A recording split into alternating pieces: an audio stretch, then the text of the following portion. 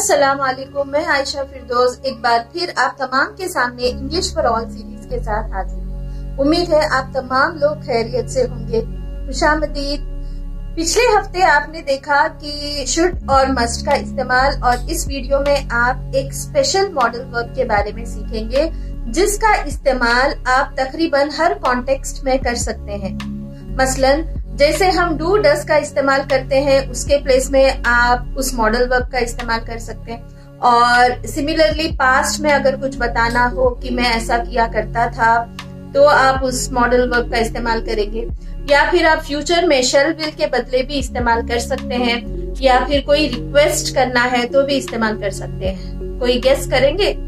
जी हाँ, मैं बात कर रही हूँ वुड के बारे में। वुड एक ऐसा मॉडल वर्ब है जो बिल्कुल मैजिक मॉडल वर्ब है, जिसका हर सेंटेंस में, हर कॉन्टेक्स्ट में इस्तेमाल कर सकते हैं, जिसको ये प्रॉपर स्ट्रक्चर्स में कोई कंफ्यूजन है, लेकिन आप इमीडिएटली उसको वुड से रिप्लेस कर देंगे तो आपका काम जो है, आप जो बोलना चाह रहे हैं वो कन्वे कर सकते हैं। चलिए अब चलते हैं कि उसके कुछ चंद रूल्स है। जैसे कि आपको पता है, अगर हम प्रेजेंट फॉर्म में डू डस के इस्तेमाल के बदले अगर हम वुड का इस्तेमाल करना चाह रहे हैं, तो आप क्या करेंगे? इफ के साथ उसको जोड़े। फॉर एग्जाम्पल अगर के साथ, for example if I had wings, अगर मेरे पास पंख होते तो मैं उड़ जाती। If I had wings I would fly, अगर मेरे पास पंख होते। ठीक है। If I had prepared well I would पास। तो इस तरीके से ओके। यहाँ पे तो खैर आई हैड के साथ आपने पास्ट इस्तेमाल किया है, लेकिन अगर आपने if I were a bird, अगर आप किसी के प्लेस में अपने आप को इमेजिन कर रहे हैं, तो आप आई के साथ वर लगाएंगे, वॉज नहीं लगाएंगे। If I were a bird I would fly. If I were the prime minister of India I would, तो मैं ऐसा करती थी। तो ये प्रेजेंट फॉर्म में जब आप वुड को लाएंगे तो इफ के साथ उसको जोड़ेंगे। Rule number 1। सेकेंड वन, अगर पास्ट फॉर्म में आप वुड का इस्तेमाल करेंगे तो आपको एग्जैक्टली बोलना पड़ेगा कि पास्ट में। फॉर एग्जाम्पल मैं जब कॉलेज में थी तो ढेर सारे बुक्स पढ़ा करती थी। So I would read a lot when I was in college. ठीक है। जब मैं स्कूल डेज में थी तो मैं बहुत खेला करती थी। When I was in school, I would play a lot. तो ये would का इस्तेमाल पास्ट में हो गया। ठीक है। सिमिलरली shall will के बदले he will play, he would play, he would come. Okay. he will come के बदले आप he would come भी लिख सकते हैं। इस तरीके से आप फ्यूचर में भी shall will के बदले में would का इस्तेमाल कर सकते हैं। रिक्वेस्ट में would you please come here, would you please go there, would you please give me a glass of water. ठीक है, ये हो गया रिक्वेस्ट। रिक्वेस्ट में भी आप इस्तेमाल करते हैं। तो आपने 4 चीजें देखे। इफ के साथ जोड़ेंगे, और इफ के साथ अगर आई लग रहा है तो इफ आई वर बोलेंगे, इफ आई वॉज नहीं बोलेंगे। और वुड का इस्तेमाल आप पास्ट में और फ्यूचर में और रिक्वेस्टिंग के लिए भी कर सकते हैं। ठीक है। अभी मैं हर हफ्ता जो मैं आपको 4 सेंटेंसेस बताती हूँ, उस तरीके से इस सेंटेंसेस को जोड़े। उससे पहले देखिए कि I, we, they, you, he, she, it के साथ वुड को जोड़कर फिर वर्ब जो है फर्स्ट फॉर्म में ही रहेगा। वर्ब का फॉर्म चेंज नहीं होगा।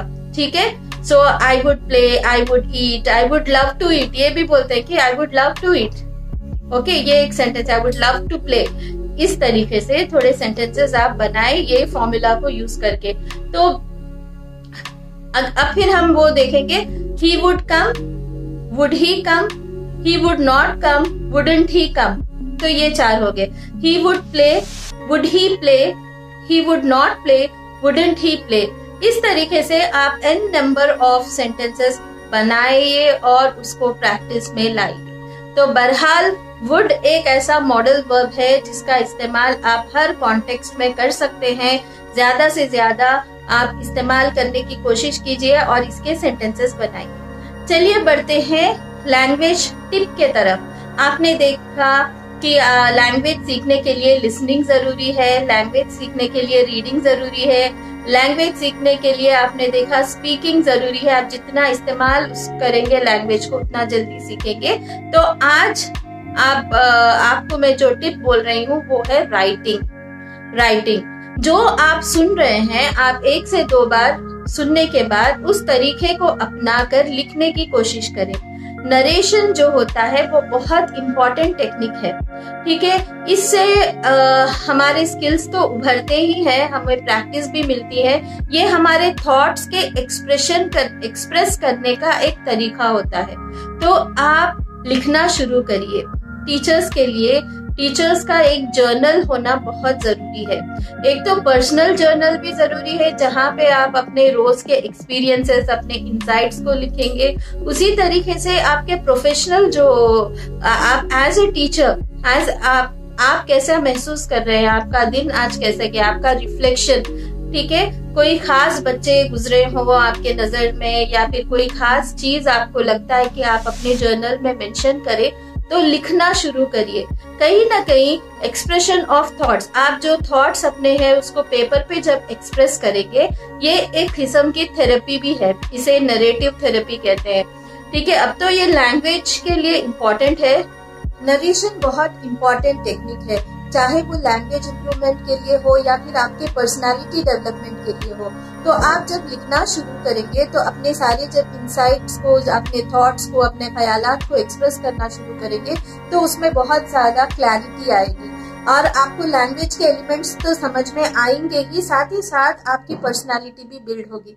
तो आपने अब तक के टिप्स में देखा कि नॉट ओनली फॉर इंग्लिश, सिर्फ इंग्लिश को मद्देनजर ना रखते हुए आप ये LSRW स्किल्स को अपने खुद के पर्सनल डेवलपमेंट में भी इस्तेमाल कर सकते हैं, जैसे आप लिसनिंग, रीडिंग, राइटिंग और स्पीकिंग। तो चलिए, आज आपने सीखा वुड का इस्तेमाल और फॉर्मूला भी सीखा है आपने।